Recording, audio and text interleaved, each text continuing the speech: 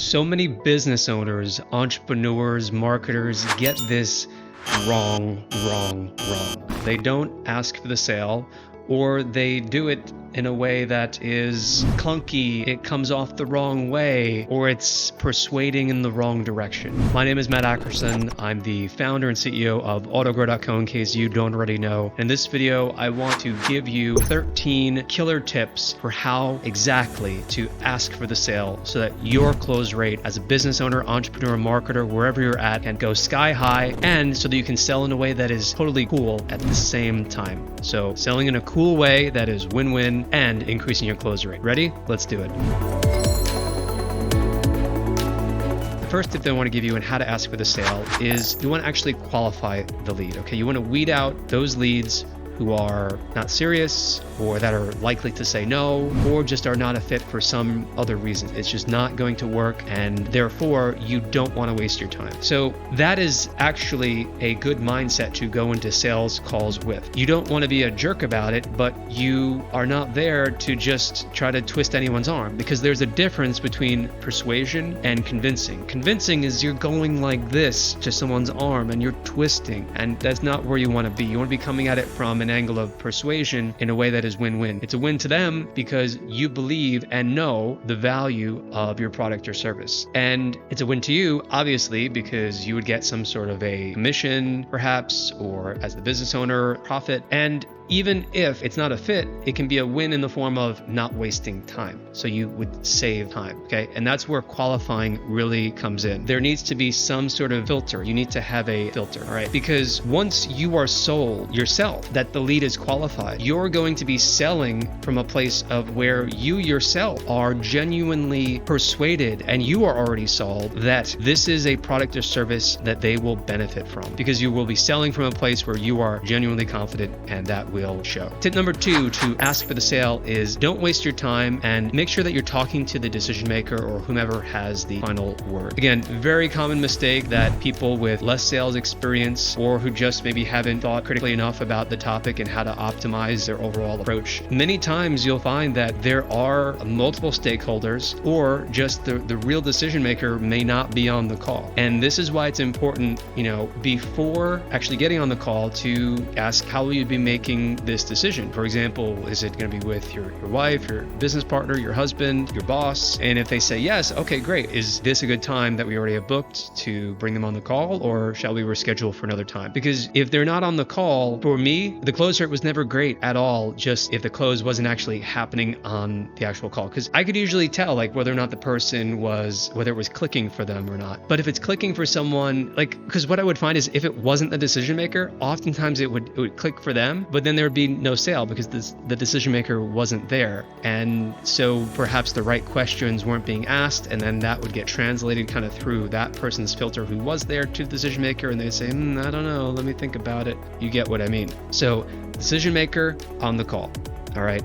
And if for some reason they can't be, second best option is just have something prepared, like some sort of packaged demo video and or PDF that person can then go and say, here you go, Mr. or Mrs. Decision Maker. I talked with this company, I got the demo, they packaged this up for me. Just have that on hand. That is a sales closing asset if you prepare it. Tip number 3 to ask for the sale is don't be afraid of rejection and be confident. A no is always a possibility. And this goes further back to what is your philosophical approach to your sales calls, to your sales meeting. So you want to go into a call not even thinking so much about the sale. You want to be focused on the person in front of you. And what I've realized from calls where I would just focus on the person in front of me is the close rate, once again, would generally be higher, because I wasn't focused on, let me just wait for that right perfect moment to just get that ask for the sale in there. Oh, but wait. Do you want to buy?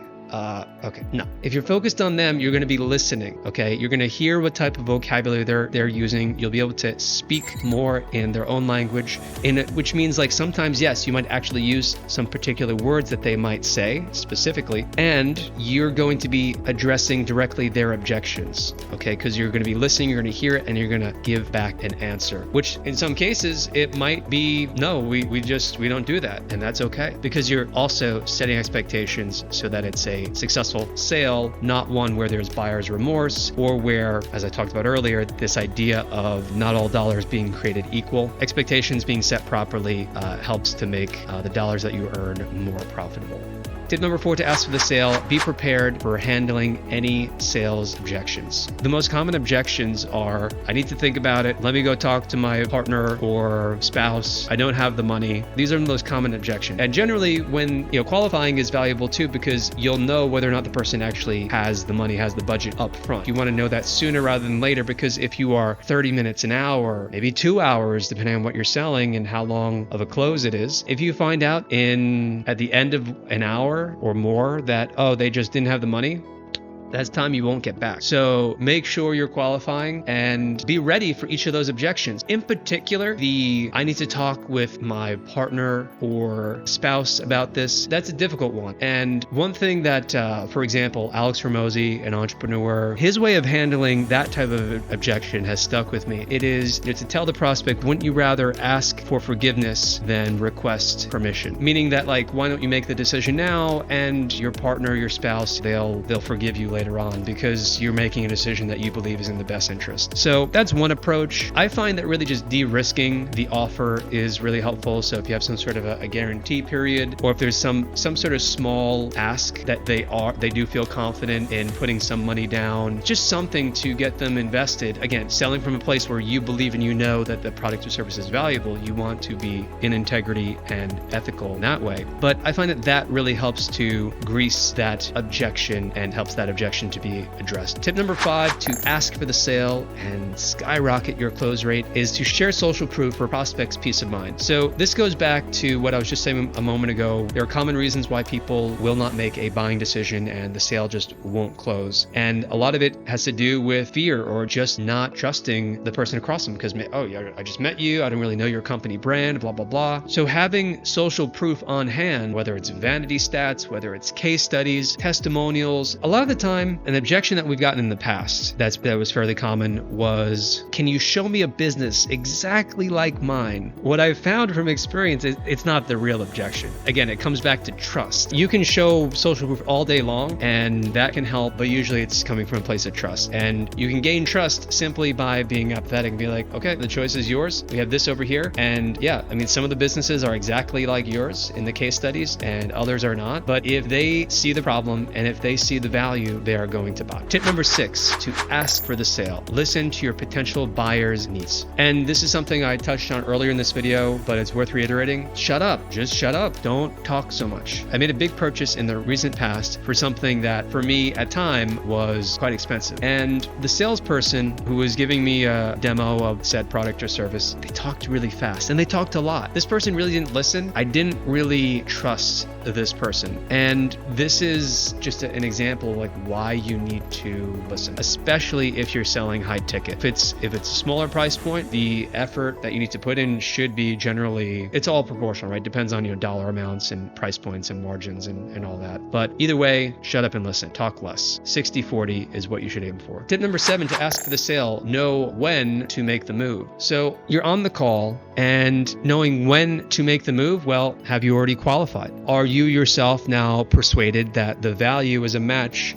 as a solution for their pain point? And if you're at that point where you have a good empathetic understanding of their motivation and it looks like you have addressed their initial questions, okay, which are not objections, then ask for the sale. And again, be prepared. That's when the objections start, is when you first ask. So first off, don't be afraid, just ask. And then based on how well you're able to address their objection, you want to loop back and ask again. And just do it in a cool way. I find that talking like a human being, so, okay, sounds good. So it sounds like, I answered your question there. So are you ready to go today? Or potentially better is, so do you know which package you want to go with today? Tip number 8, to ask for the sale. Don't wait for the prospect to make a move. There's an old cliche in sales. It's called buyers are liars. People will talk and they'll say, okay, I'm going to sign up, but I'm going to do it next week. I got to do my taxes. I got to catch up on sleep. I got to feed the dog. And then I'm going to sign up. If they're going to do it, why why not do it now? Especially if you have any flexibility, because like you're still going to have the problem next week, right? You're still going to have all those pain points, and you've had this problem for how long? And again, this is where you're selling from a position of value to address said pain point, okay? So for example, with AutoGrow, the pain point that we focus on is, for instance, we work with a lot of agencies, and for agencies in particular, but also for coaches and other businesses who might have their own virtual team. But in particular for agencies, it can be like herding cats, constantly having to go and find people, and someone is sick, someone lost power, and there's just a level of piecing it together. That's the vocabulary of a lot of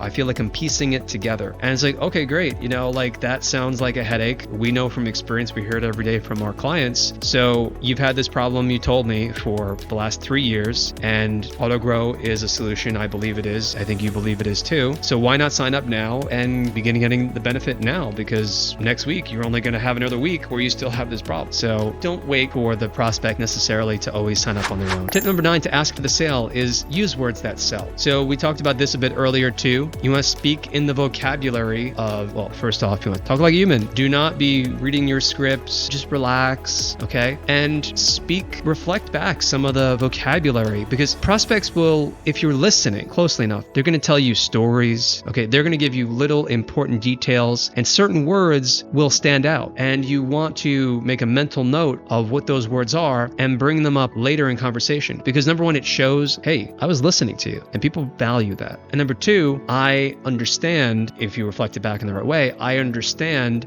what that problem is, and I'm linking in what you said with the solution, therefore giving more value and relevance to what it is you are saying in that moment. So these are some ways to use words that sell. Another persuasive word, because. Giving reasons to support whatever it is you're saying. Or, for example. For example is powerful, I find, because it is a good signifier when someone is speaking that they're about to say something of substance, okay? That they're about to unpack an idea that is in the listener's interest. Use words like that sell. Tip number 10 to ask for the sale is pitch your solution, not your product or service. We talked about this earlier in the video, so I'm going to go over this briefly. Pitching your solution, not your product or service. If someone wants to take a trip, you don't sell them on the plane ride, you sell them on the vacation. The quiet cabin in a beautiful, private, secluded mountaintop where you can rest and write your dream novel, or the tropical paradise, palm trees, clear blue Caribbean water. Have a beer like in the famous beer commercials that have been implanted in our brain thanks to repetition. Sell them on the end result, relaxation, restoration, the vacation. So pitch your solution, not your product or service. Talk specifically about the problem that they have and the value in terms of that end result. Tip number 11 to ask for the sale is assume the sale. Assuming the sale means that they are ready to sign up until they tell you otherwise, okay? And you don't want to do this in an obnoxious way. You don't get on the call and be like, all right, so which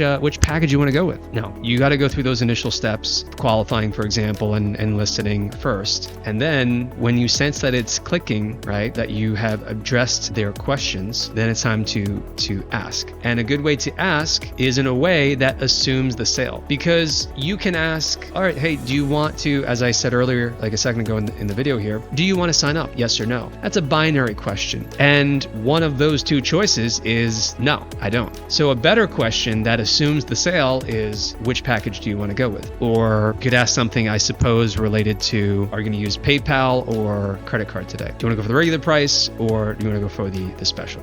So assume the sale. Notice how the options that you give assume the sale or don't. Tip number 12 to ask for the sale, give an incentive and add urgency. So in tip number 11, we talked about assuming the sale. And the last example I just gave was, do you want our special price if you commit to whatever 3 months up front, or do you want our regular price, which is just month to month? So this is an example of giving an incentive, and you can add specific time-based urgency. You can say that this sale is only valid for people who take the tour for the first 24 hours. If you decide within that time frame, you can save this amount of money.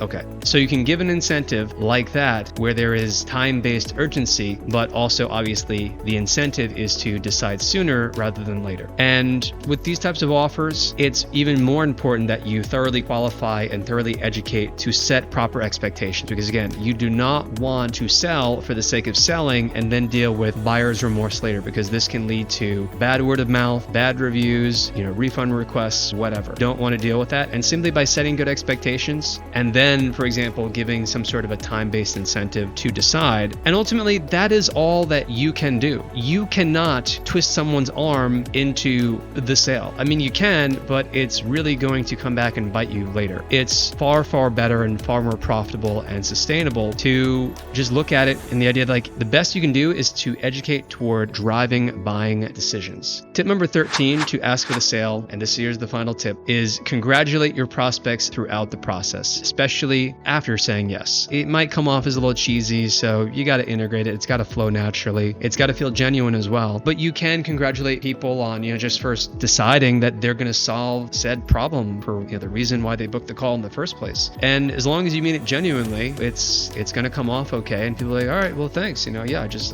want to make my business better. So that's why I want to book this call. Perhaps even better way to affirm someone's decision and drive long-term buyer-seller relationships, affirm it through action, okay? Maybe give them something a little unexpected at first. Like it could be some sort of a handwritten note. It could be something related to the core value of the service, plus a little extra dessert cherry on top. Or at a basic baseline, you could just give them the value that they understood that they were buying. If you just do that, and maybe even a little bit more, like right out of the gate, you're going to create a halo effect, and it's going to last for a long time. It's going to be a lot of goodwill built up that can lead to lots of positive reviews and drive positive word of mouth within your market. So those are 13 tips for how to ask for the sale in a way that is cool, that is win-win, and that feels genuine while increasing your close rate. Final bonus tip for you is just ask for the sale, because if you don't, you're far less likely to actually get a buying decision. So that's it for today's video. Which tip resonated the most with you? I'd love to hear from you if you want to leave a comment below. If you're watching this on YouTube and you found this information valuable, please like and subscribe. And once again, I would love to hear from you in the comments as always. And finally, if you want to check us out, go to AutoGrow.co. We provide our clients with a all-in-one done for you marketing team with up to 13 different skill sets for one flat, amazing, affordable monthly price. And we have a $7 for a 7-day trial. As always, I will see you in the next video. And until then, keep auto growing and stay focused. See ya.